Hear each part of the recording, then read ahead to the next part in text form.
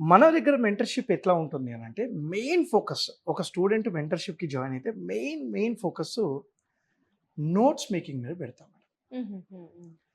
Notes making ఎలా చేస్తారో అని అడిగితే, హ్మ్. మేము ఒక మైక్రో సిలబస్ తయారు చేస్తాం. ఓకే. అంటే ప్రతి సబ్జెక్ట్‌కి మళ్ళీ టాపిక్స్, సబ్ టాపిక్స్ పెడతాం. ఓహ్! ఆ! ప్రతి సబ్ టాపిక్ మీద నోట్స్ రాపిస్తాం వాళ్ళతోని. వాళ్ళతోని. రైట్. రైట్. హ్మ్. ఆ ప్రతి సబ్ టాపిక్స్‌కి నోట్స్ రాయించడమే కాకుండా, ప్రతి సబ్ టాపిక్ మీద ఎంసీక్యూస్ కూడా చేపించి పెట్టాం.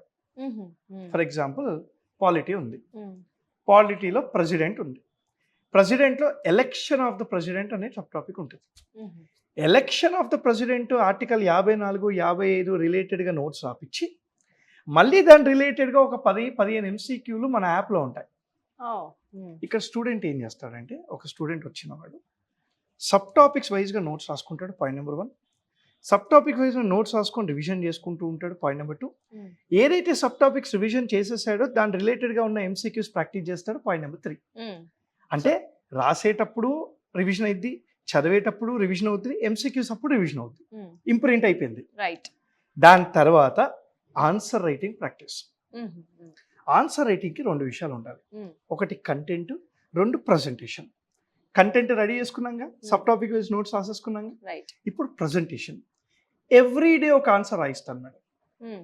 అలా 365 రోజులు 365 ఆన్సర్‌లు రాపిస్తాను. ఓకే. ఆ! ఫస్ట్ రోజు రాసిన ఆన్సరు, 300 రోజు రాసిన ఆన్సరు అతనే కంపేర్ చేసుకుంటే అతనికే తేడా తెలుస్తుంది. ఓహ్! ఓకే. సో, ఎవ్రీ సబ్జెక్ట్‌లో. ఎవ్రీ సబ్జెక్ట్ మీద.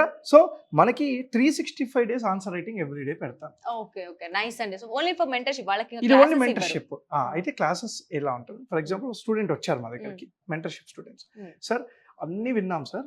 కానీ ఎకానమీలో ఈ మాడ్యూల్ నాకు అర్థం కాలే అని అంటారు. హుహు. ఇంకో స్టూడెంట్స్ ఎథిక్స్ నాకు అర్థం కాలే అంటారు. Of course. సో, వీళ్ళకి మొత్తం వీడియో యాక్సెస్ ఇవ్వకుండా, హ్మ్. వాళ్ళకి ఏదైతే టాపిక్స్ అర్థం కాలేదో అది. ఆ వీడియోస్ మాత్రమే ఆన్‌లైన్‌లో ప్రొవైడ్ చేసేస్తాం.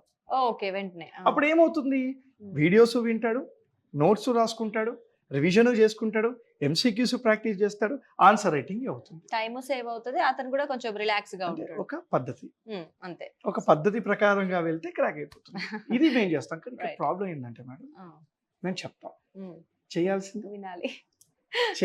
రైట్. వాళ్ళే. వాళ్ళే. డెఫినెట్‌లీ. ఇప్పుడు గూగుల్ మ్యాప్స్‌లో మనం రూట్ పెడతాం. పోవాల్సింది మనమే గదా! డెఫినెట్‌లీ. అది సంకల్పం స్వయంగా ఉండాల్సిందే. పక్కన అంతే. వాళ్ళు ఎంత చెప్పినా తోసినా అంతే. వెళ్ళలేం కదా! 100% ఏ డెఫినెట్‌లీ. ఫ్యాకల్టీ, ఏ టీచర్ కూడా, ఏ ఇన్‌స్టిట్యూషన్‌లో కూడా హ్మ్. స్టూడెంట్ ఎంబడి పడరు. అవును.